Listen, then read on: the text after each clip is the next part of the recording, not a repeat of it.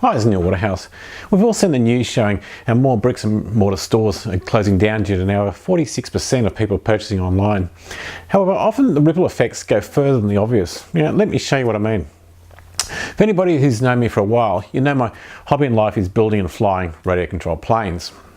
Well, last week I was at a model flying event and discovered another 4 bricks and mortar stores that I've purchased items from for years have now closed their doors. These being Dwayne's Planes in Maitland, Tamworth Model Aircraft Store, Traplet Publications, and then I was quite shocked to find out one of my favourite magazines called Airborne has also closed down. That's the Airborne magazine. Now, this magazine, it's an Australian magazine. I've been a subscriber for what must have been well over 10 years. And as Airborne shows in Google, this is Australia's largest magazine for the model aviation enthusiast. And in fact, they've been around for over 46 years. What has killed the magazine is a huge amount of bricks and mortar stores, bricks and mortar model shops, which have recently shut down. In fact, in Australia, there's been over 100 bricks and mortar hobby stores, which have closed down in just the last 12 months. Now, the bricks and mortar hobby shops are the ones that have been providing the advertising dollars to magazines like Airborne. Now, here's a screenshot of the Airborne homepage where Airborne has written, and I quote, and I read this out because it really spells out what is actually going on. Now, as it says here, Airborne is closed. It is a great regret that we have to announce the death of a great magazine. After 46 years and 274 issues, the curtain has fallen. Due in no uncertain terms to the buying habits of aero modelers, forsaking their traditional bricks and hobby stores for the vagaries of a quick and sometimes questionable purchase from an internet site. These purchasing habits may seem innocent enough, but when these purchases are multiplied, they affect the entire industry, from the local manufacturer, yes, we did have quite a few once, the wholesalers, the retailers, and of course, their window to you, our Airborne readers.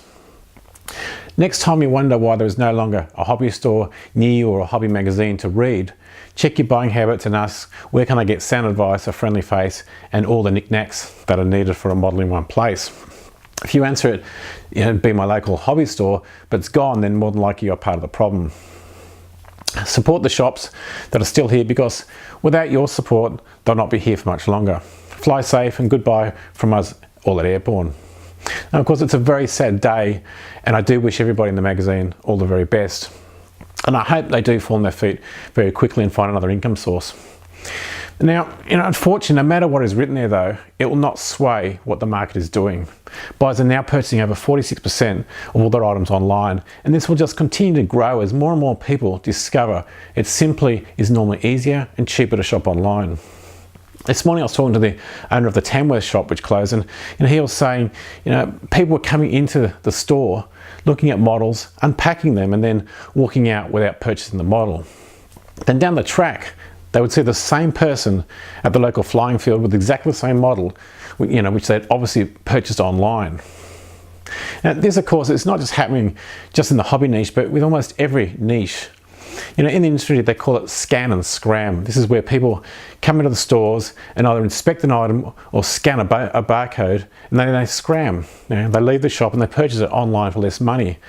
Sometimes people will even purchase the item while they're still staying there in the store. The stores have been trying to find, over the years, probably the last 5, maybe 8 years, ways of stopping this, but they just can't. Now, the reason, of course, it's much cheaper online is with online businesses, they don't have to have the massive overheads of bricks and mortar stores. And, of course, even with drop shipping, there's no overhead of even the inventory, never mind all the staff and the premises, etc. So the big lesson here is more and more jobs are very quickly disappearing due to the very rapid change in buying habits. It's easy to get caught up thinking that things will never change, but here in Australia, Captain Cook only discovered this island called Australia just over 200 years ago. And the majority of people have only had the internet for less than 10 years. The world is changing, it's changing very, very fast. So yes, this is a very bad day for bricks and mortar stores, and I'll certainly, miss my regular subscription of Airborne magazine, but like with most things, when one door closes, another one opens. And the door that is wide open right now is the opportunity of selling items online. Never before in the history of mankind have we had the technology that is available today to be able to build a worldwide business from home or from your favourite coffee shop. Even the change the last 6 months, have been a gobsmacking. 20 years ago when I started my first online business, this was just a dream, or but today it's a reality with more people working from home running online businesses than ever before. So I urge you, if you have an income which is reliant on bricks and mortar stores, I urge you to please start putting in place a plan B for your income source. I'm not saying this is some kind of plug or marketing hype for anything like that I've got, or a promotion for selling on eBay or Amazon. I'm just saying find some sort of online business which suits you and your personality. And don't be reliant on bricks and mortar businesses. Or if you already have an online business now, it's a good day to be you. That's all for this week. Please scroll on down, leave a comment, and please let me know, has this change, the change of people's buying habits, has it affected you? Until next week, list more, sell more. This is Waterhouse.